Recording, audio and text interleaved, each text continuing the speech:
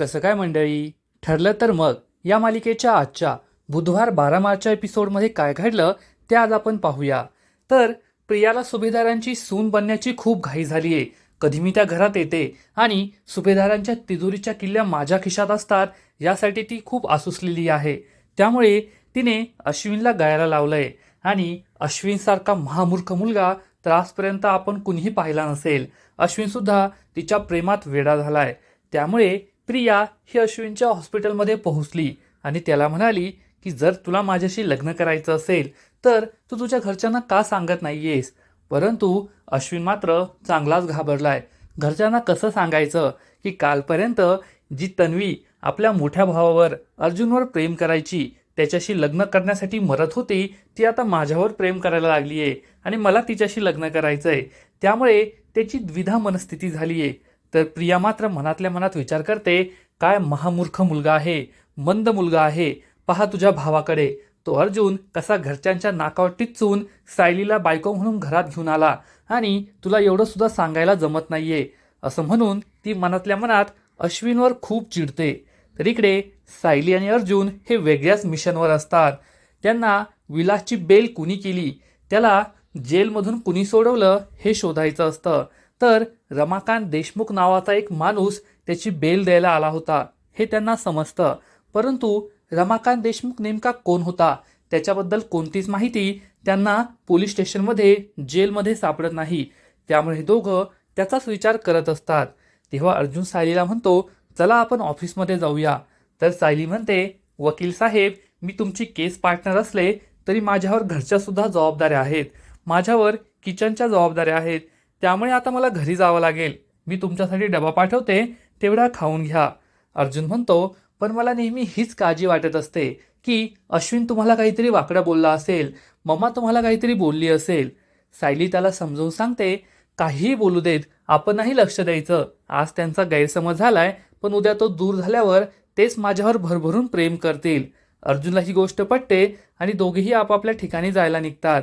इकडे प्रिया ही अश्विनवर खूप चिडते आणि म्हणते, जाऊ दे, माझ्या नशिबातच नाहीये एका चांगल्या मुलाशी लग्न करणं, एका चांगल्या घराण्याची सून होणं, आणि ती तेथून जाण्याचं नाटक करू लागते. अश्विन आता आपल्याला मागून आवाज देईल असं तिला वाटत असतं. अश्विन हा कशीबशी सगळी हिंमत एकवटतो आणि म्हणतो, थांब तन्वी, आज आपण घरी जायचं. मी मम्माला सगळं सांगतो, ती नक्कीच आपली मदत करेल. हे ऐकून प्रियाच्या मनात आनंदाच्या उकळ्या फुटतात. मन में लड्डू फुटा असंच तिची अवस्था होते. ती खूप खुश होते आणि अश्विन तिला घेऊन घरी येतो. सायली ही किचनमध्ये काम करत असते. अश्विन हा प्रियाला यावेळेस घरी घेऊन का आलाय हाच प्रश्न तिला पडतो.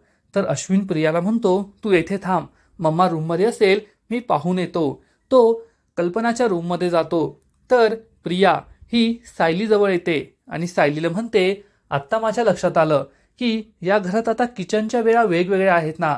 नेहमी कोणती ना कोणती तरी मोलकरीण किचनमध्ये असतेच, कधी विमलताई तर कधी तू.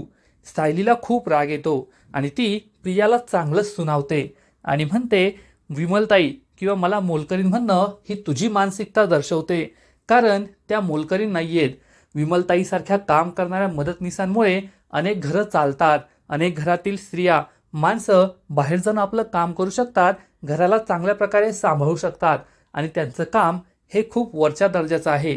ते तुला कधीच नाही कळणार आणि माझ्या माणसांसाठी मी काम करते, यावरून तू जर मला मोलकरीण म्हणत असशील तर त्याचा मला अभिमानच वाटतोय. त्यामुळे प्रिया खूप चिडते आणि म्हणते, तुला काय समजायचं ते समज. या घरातील लोक माझ्यावर किती प्रेम करतात हे तुला चांगलंच माहिती आहे आणि तुला तर काडीचीही किंमत देत नाही हेही तुला माहिती आहे. आता मी मामीच्या रूममध्ये जाते, तेथे माझ्यासाठी कॉफी घेऊन ये, पण तुला तर त्यांच्या रूममध्ये यायला अलाउडच नाहीये. असा टोमणा मारून प्रिया तेथून निघून जाते. सायली मात्र विचार करू लागते की प्रिया यावेळेस येथे का आली असेल. तिची तब्येत तर बरी असेल ना, प्रतिमा मावशीची तब्येत तर बरी असेल ना, हाच विचार तिच्या मनात येतो आणि ती म्हणते की हे जाणून घेण्यासाठी आपल्याला कॉफी घेऊन त्यांच्या रूममध्ये जावंच लागेल आणि ती कॉफी बनवू लागते. इकडे अश्विन हा कल्पनाला सांगतो की माझं तन्वीवर प्रेम आहे आणि मला तिच्याशी लग्न करायचंय. हे ऐकून कल्पनाला मोठा धक्काच बसतो.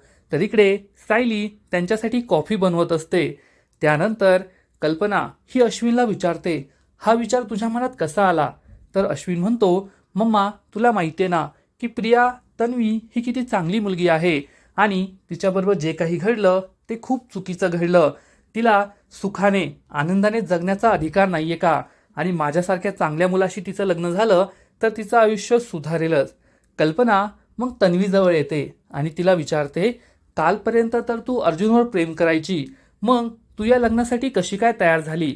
तर प्रिया आपल्या आयुष्यातील सगळी ॲक्टिंग इथे एकवटते आणि कल्पनासमोर चांगला भोळा चेहरा करून आव आणते आणि म्हणते की आजपर्यंत मी एका मृगजळामागे धावायचे, अर्जुनवर प्रेम करायचे, परंतु अर्जुनने काय केलं हे आपल्या सर्वांना माहिती आहे.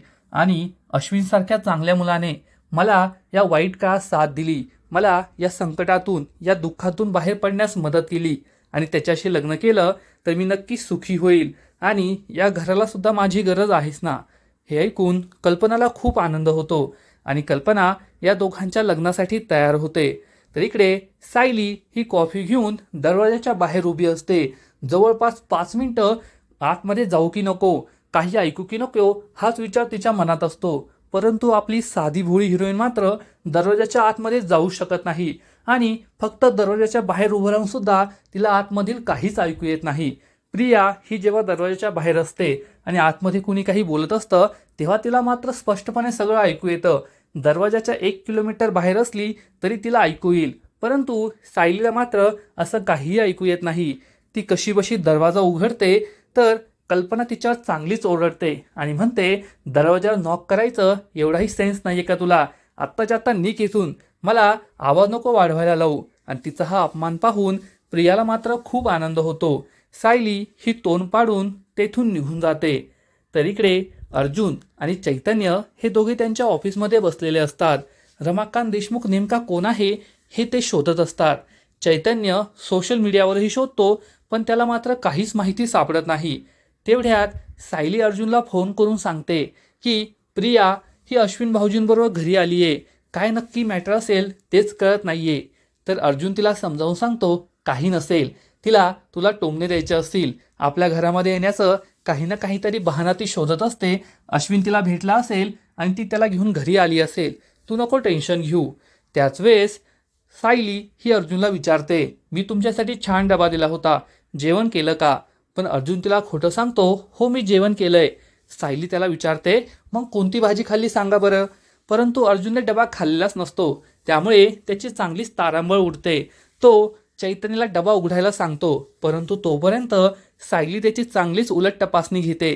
सायलीच्या लक्षात येतं की नक्कीच यांनी डबा खाल्लेला नाहीये आणि ती म्हणते, तुम्हाला साधं भाजी कोणती खाल्ली तेही आठवत नाही का?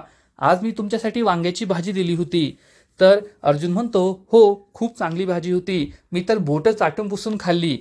त्यावेळेस सायली चिडून म्हणते, किती खोटं बोलणार, मी तुम्हाला मटकीची उसळ दिली होती. त्यामुळे अर्जुनचा चेहरा हा चांगलाच पाहण्यासारखा होतो. सायली म्हणते, तुम्ही जर बायकोला एवढंच घाबरता मग बायकोने प्रेमाने करून दिलेला डबा तुम्हाला खाता येत नाही का? कामाच्या नादात उशीर झाला तर लवकर जेवण करून घ्या. असं म्हणून ती फोन कट करते. अर्जुन आणि चैतन्य त्यानंतर डबा खातात. तर इकडे महिपत हा इन्स्पेक्टर सरंजामेला भेटतो. हा तोच इन्स्पेक्टर असतो जेव्हा विलासला सोडवण्यासाठी सगळा घोळ झालेला असतो. महिपत त्याला पैसे देतो आणि म्हणतो, यानंतर अर्जुन सुभेदार, कोर्ट किंवा कोणालाही काहीही कळायला नको. हा इन्स्पेक्टर सरंजामे महिपतकडे आणखीन पैसे मागतो. महिपत त्याला पैसे देतो. तेवढ्यात ऐश्वर्याचा बाप महिपतला फोन करतो आणि नानाला किडनॅप केल्याबद्दल त्याचे आभार मानतो आणि त्याला आपल्या ठिकाणी पार्टीसाठी बोलवतो. इकडे अर्जुनच्याही लक्षात ही गोष्ट येते की जरी रमाकांत देशमुख हा कोण आहे हे आपल्याला कळत नाहीये, पण जेव्हा विलास कोठडीत होता, जेव्हा त्याची बेल झाली, तेव्हा इन्स्पेक्टर कोण होता हे आपल्याला कळलं पाहिजे. चैतन्य लगेच शोधून काढतो की हा इन्स्पेक्टर सरंजामे होता आणि त्याचा नंबर शोधायचं ते ठरवतात. अर्जुन घरी पोहोचतो आणि सायलीजवळ येतो. या दोघांचा एक रोमॅन्टिक मोमेंट आपल्या सर्वांना पाहायला मिळेल. त्यानंतर अर्जुन इन्स्पेक्टर सावंतांना फोन करून इन्स्पेक्टर सरंजामेचा नंबर मागून घेतो आणि त्याला फोन करतो.